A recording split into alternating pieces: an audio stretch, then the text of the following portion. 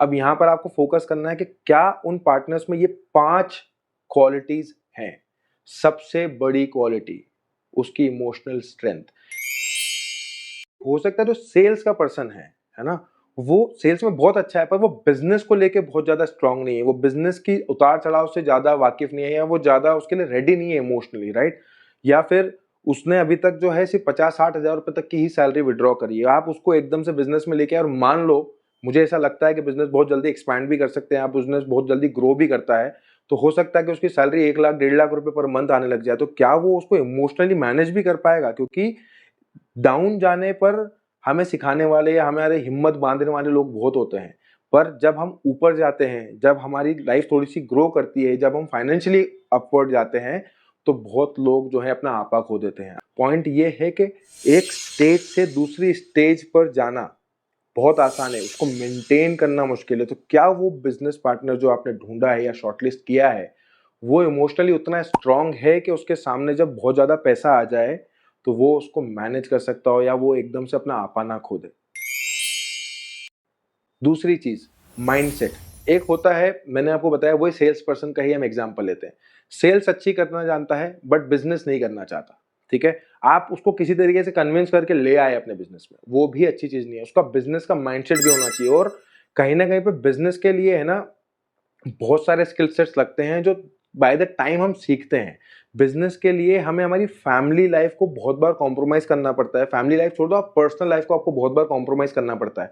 तो क्या वो उतना इमोशनली डिटैच भी होने के लिए रेडी है? मैं फैमिली छोड़ने के लिए, तलाक लेने के लिए नहीं बोल रहा हूँ। पॉइंट ये है कि क्या वो फैमिली लाइफ को और बिजनेस लाइफ को दोनों को मैनेज कर सकता है? क्योंकि अगर वो अभी तक सेल्स कर रहा था, किसी दूसरी कंपनी में काम कर रहा था, तो वहां उसका एक स्पेसिफिक रूटीन है, 9 से 5 की जॉब है या 9 से 9 की जॉब होगी, राइट। बिजनेस में ऐसा नहीं होता। हो सकता है आपको 4 बजे तक सुबह काम करना पड़े कभी कभार, हो सकता है कि आप पूरा दिन फ्री रहो, राइट। तो क्या वो उस लेवल पे अपने बिजनेस को और अपनी फैमिली को मैनेज करने के लिए वो माइंडसेट रखता है? क्योंकि बिजनेस में एंटर करना आसान है, जैसे मैंने आपको बताया कि हमारे अंदर वो क्वालिटी होती है कि हम बिजनेस करने के लिए आमतौर पे रेडी हो जाएं, क्योंकि वो क्वालिटी लेके पैदा होते हैं।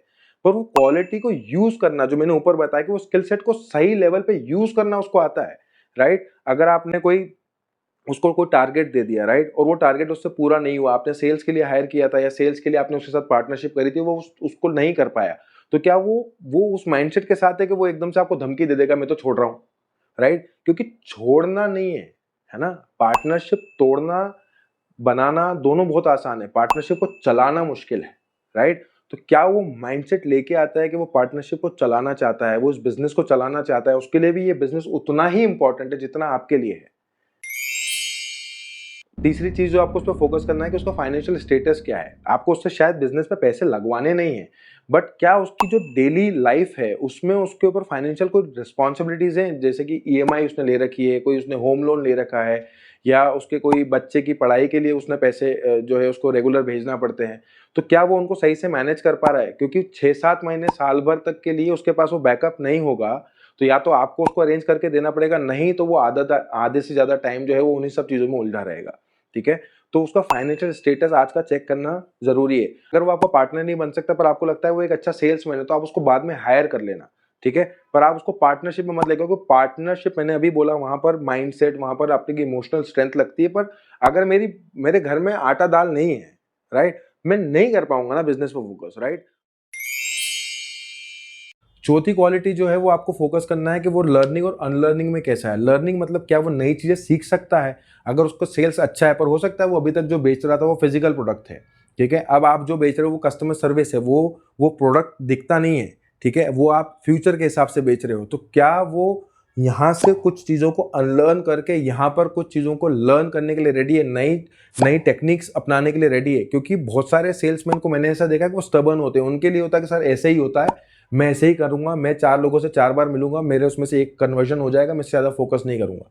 मैंने सेल्स के ऐसे भी लोग देखे हैं जो अपनी सैलरी को पूरा ही सेव कर लेते हैं, ठीक है। उनका जो कमीशन आता है, उनका जो इंसेंटिव आता है, वो उससे अपना पूरा लाइफ जीते हैं और वो अपने आप को बहुत अपग्रेड कर लेते हैं अपनी लाइफ को सेल्स के कमीशन से, इंसेंटिव से, राइट। तो आपको ये चेक करना पड़ेगा कि बहुत ज्यादा स्टबर्न हो, सीखना ही नहीं चाहता हो कुछ नया, है ना। तो ये भी भले वो कितने टैलेंटेड हो, वो आपके लिए आगे जाके पेन इन एश हो जाएगा, मतलब वो आपको बहुत दर्द देगा, ठीक है। पांचवी और लास्ट चीज, क्या वो रिलेशनशिप को समझता है, इस पार्टनरशिप के रिलेशनशिप को समझता है। देखो, बिजनेस में मान लेते हैं 3 फाउंडर हैं, तो उन 3 फाउंडर की कोई गलती से या उनके क्लैशेस से सिर्फ उन 3 को नुकसान नहीं होता है। बिजनेस में जिन लोगों ने पैसा लगाया होता है, बिजनेस में जिन लोगों ने आपसे प्रोडक्ट खरीदा होता है, बिजनेस में जिन लोगों ने आपको ज्वाइन किया होता है एज एम्प्लॉयज़, बिजनेस में जिन लोगों से आपने थर्ड पार्टी कोलैबोरेशन किए होते हैं, ये सब उस एक आइडिया से कनेक्टेड होते हैं, ठीक है। और किसी एक गलती से या किसी एक के चैलेंजिंग सिचुएशन क्रिएट करने से वो पूरा बिजनेस कोलैप्स कर सकता है, स्पेशली अगर वो फाउंडर पैनल का मेंबर हो या वो को फाउंडर हो, राइट। तो क्या वो इस रिश्ते को समझता है? अगर वो इस रिश्ते को नहीं समझता है तो तुरंत प्रभाव से आप उसके साथ पार्टनरशिप मत करो। आपका बिजनेस आप आज लॉन्च नहीं कर पाओगे, 3 महीने बाद करना, 6 महीने बाद करना, 8 महीने बाद करना, साल भर बाद करना, कोई प्रॉब्लम नहीं है। बट क्योंकि अगर वो इस रिलेशनशिप को समझता ही नहीं है कि एक पार्टनरशिप क्या होती है, और इसको समझने के लिए आपको भी समझना पड़ेगा कि आपको किस टाइप का पार्टनर चाहिए। मैंने अभी बताया, मैं इस पर 3 घंटे का वीडियो भी बना दूंगा तो वो कम पड़ेगा, राइट। पार्टनरशिप इमोशनल होती है और उसको डील हमें प्रैक्टिकली करना होता है। तो अगर ये 5 स्किल सेट आपको इनमें से एक भी कम दिखता है, please do not go for that partnership, it will definitely fail.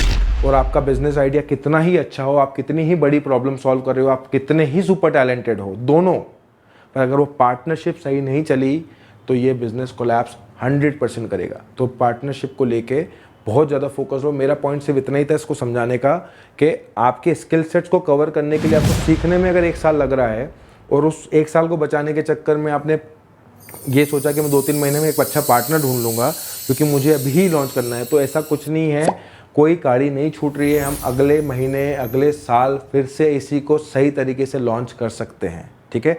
But जल्दबाजी में कोई पार्टनर ऐड मत कर लेना।